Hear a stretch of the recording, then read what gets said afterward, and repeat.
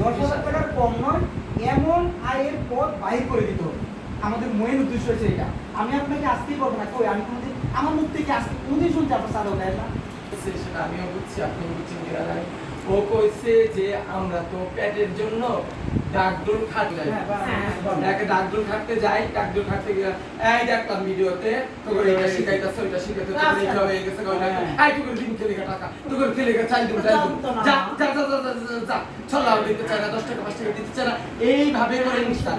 এই কথাটা হচ্ছে যে মেন আপনি জুতা চালানো শিখান, কম্পিউটার শিখান, আমার কর্ম করে যাই আমি। হ্যাঁ, হওয়ার কর্ম হইলে এবং কর্ম হওয়ার পর সে যদি নিজের কথা বলছে, এই সম্মানটা সাধারণের কথা বলছে, এখানে বলছে যে 10,000 টাকার কম কাউরে চলেও না।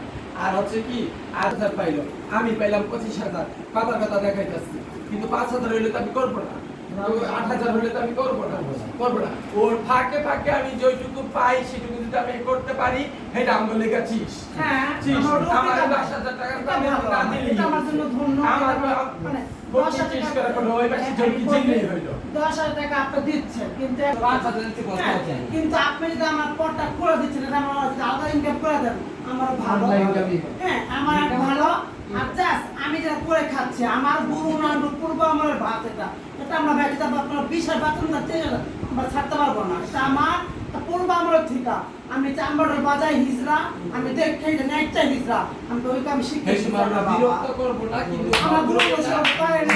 আমার জাতিকে সাথে মানুষ হচ্ছে টাকা পায়, মূল বিষয় যেটা ওই পাশে মূল বিষয় এই পাশে যোগ্যতা। মানে ওই মাসটা নিজেকে রূপান্তরিত না নিতে এবং আসছে কোথায় গুণানগুলো করে, গুণানগুলো যেটা করে আসছে আমাদের হিজরা কমিউনিটি, হিজরা কালচার হিসেবে, হিজরা পেশা হিসেবে রিপ্লাইকে ধর্ণা করলো যে চামড়ার ঢোল বাজানো, আমাদের মূল পেশাটাই কিন্তু ঢোল বাজানো। এখন কেউ যদি বলে, একজন সুইপারকে যদি বলে তুমি তোমার অতীত পেশা ছেড়ে দাও, সে কিন্তু ছাড়বে না, সে সুইপারি করবে।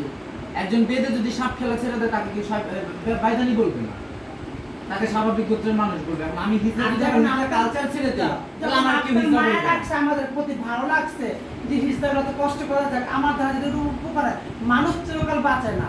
আজকে আপনি এখান থেকে না হিজড়াদের এটা আমি উপরিনকা করে দেবো, ভালো চলবে ভালো, কিন্তু আর আমার ঢোল এগুলো আমি ছাড়বো না।